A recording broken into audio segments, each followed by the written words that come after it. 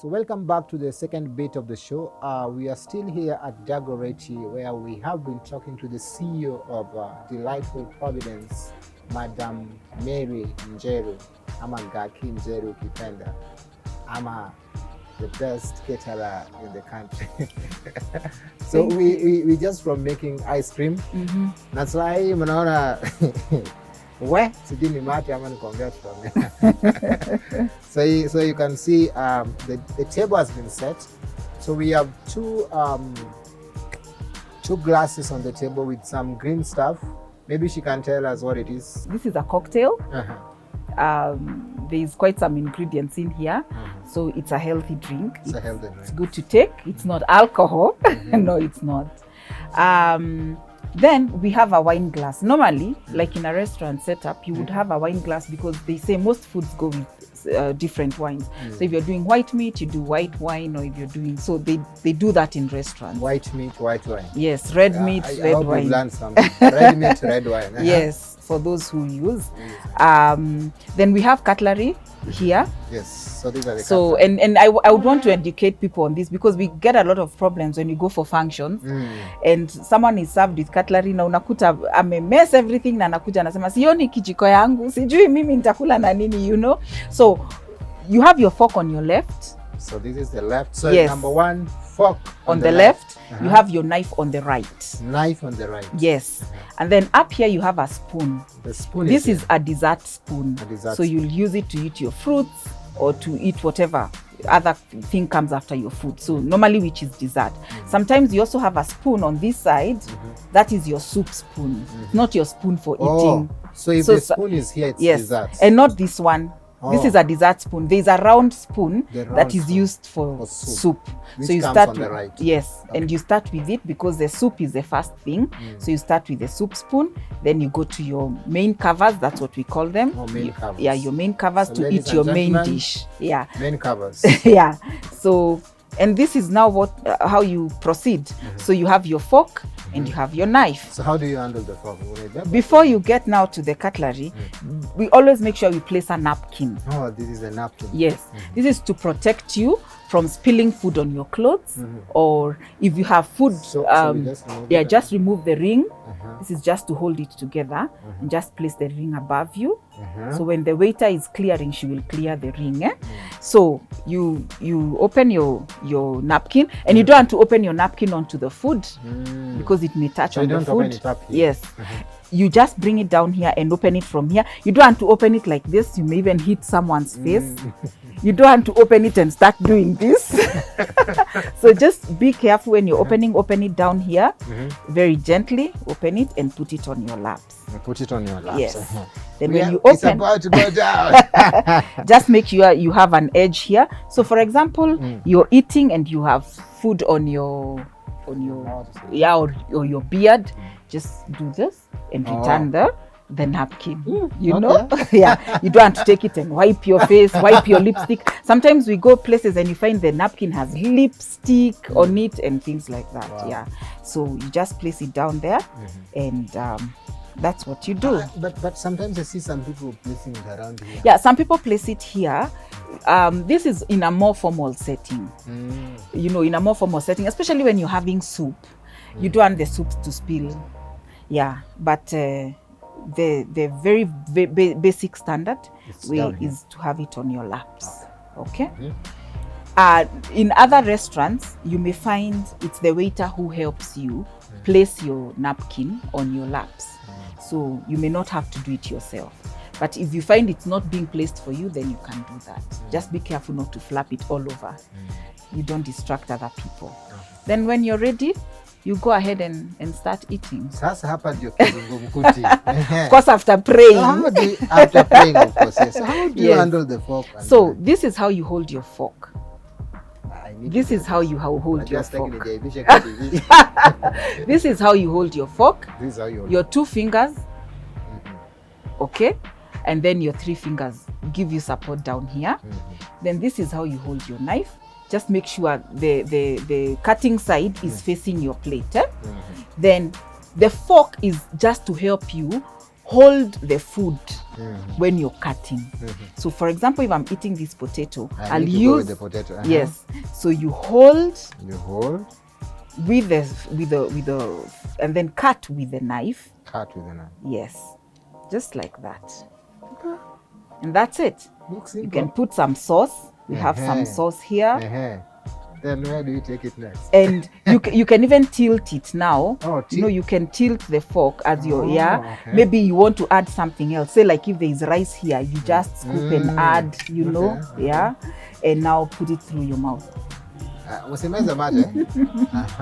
Yeah. And practice makes perfect. Yes.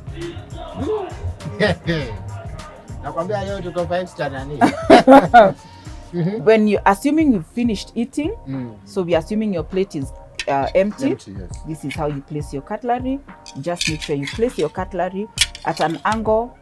This is what, 3 o'clock, like 3 o'clock on the clock, Okay. Like at that angle. Okay. Yeah, to show that you finished eating and the waiter can clear. The knife comes this other side. Yes, just as it was. Yeah. Wow. If you've not finished eating, you place, and maybe you want to excuse yourself and go for a short call or something, you just place your knife like that. You haven't finished eating and leave it there. So this is a sign that I'm still eating. Yes. I think I'm also still eating. So let me leave it. Yeah, something like that. Ladies and gentlemen, we are continuing with the show, but the eating has to pause there. Yeah, something like that. Yes. I hope you've learned something. You didn't tell us the name of this concoction or this is cordial. Cordial. Yeah, I call it cordial cocktail. Cordial cocktail. Yes, I have some lime cordial in it. I have some pineapple juice in it. Like you can see, I've garnished with a pineapple, so that tells you there's some pineapple. This is the garnishing bit. Yes. Wow. Sometimes we serve with straws because people don't want to mess, their makeup and all that. Makeup in our job. So having a straw is good. Yeah. All right. So I think we're about to end the show. Yes. That was so fast, but anyway. I know. So a few things. Number one. Yes. What are some of the challenges in this industry, the hospitality industry, and specifically catering? Okay. One of the challenges that actually everywhere right now is the hike in food prices. That has really affected our industry, especially in the recent past. And the challenge there is because you have some of your repeat clients, and probably you've always had this negotiated rate with them for their catering. And now going back to that client and telling them, the prices I've been charging you, I'm going to add like almost 50% or 70% to the same cost. It becomes a challenge. And we also feel the pinch. The other challenge, of course, we've had is with the coming of COVID. Events are really regulated. You see the numbers are going low, especially 2020, 2021, it was really bad. So those are some of the challenges. So this is an industry which is very related to the season. So depending with what kind of season we are in, you can be sure the food business is always affected. Yeah. Delightful Providence. Yes. Is it just you, or you have a number of employees, or? Yes, I have some employees. I call them my temporary employees, because there are people also who want to do other things. So I don't tie them when we don't have events. So we have employees who come in when we have events. So your focus is events. Yes, our focus is on events. We don't run a day-to-day service. My husband and I are the co-directors. And we have a few other people who come in, they may not necessarily be on our payroll, but they work alongside Delightful Providence. For example, we have a guy who does our transportation. We have people who do our day-to-day deliveries. Yeah, so all those are people. So on a normal event day, we may have up to 30 people that are on duty. All right. Yeah. Wow. Yeah. 30 people. Yeah. On duty on a normal day. Yeah. Ladies and gentlemen, I know we have like 2 minutes, so maybe you can just have a look at this camera where this young man is. This is called Robin. Thank you, Robin. You're doing an amazing job. We salute you. Maybe just look into that camera and talk to that young person who's thinking about catering. What is it that you can tell them? How they can start? Just inspire somebody. Okay. People will never stop eating. People are eating food all the time. They will just pause it. Yeah. People have never stopped eating. So do not shy away from beginning a business in the food industry. You may not be doing exactly what I do. You may decide, let me start with making samosas for families and children and be delivering on a weekly basis to families. You can start from where you are. So don't shy away from starting in the business. Then cultivate your niche as you go up. Cultivate your target market. Say, these are the kind of people I want to cater to. I want to cater to parents whose kids go to school every day just to provide snacks. You know, you may not do big weddings or big events like us, but where you are, it's a good place to start. The other thing I want to tell you, if you haven't started yet and you're planning to start the catering business, look for somebody you can attach yourself to at least sharpen your skill.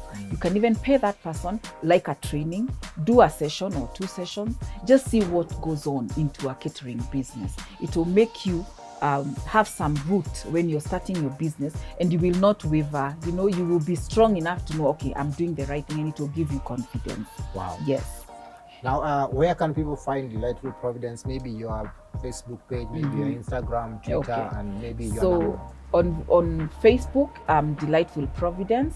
On TikTok, it's Mary Delightful Providence. On Instagram, it's Delightful_Providence. We are based in Dagoretti on Wanye Road.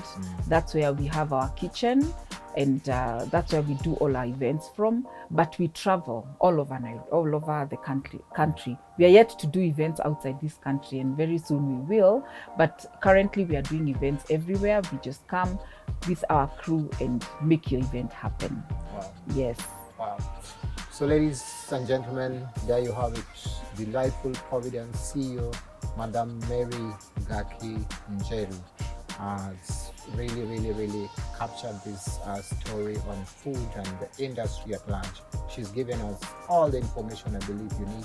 She's even given us her number, so just in case of anything, reach out and let her advise you and guide you.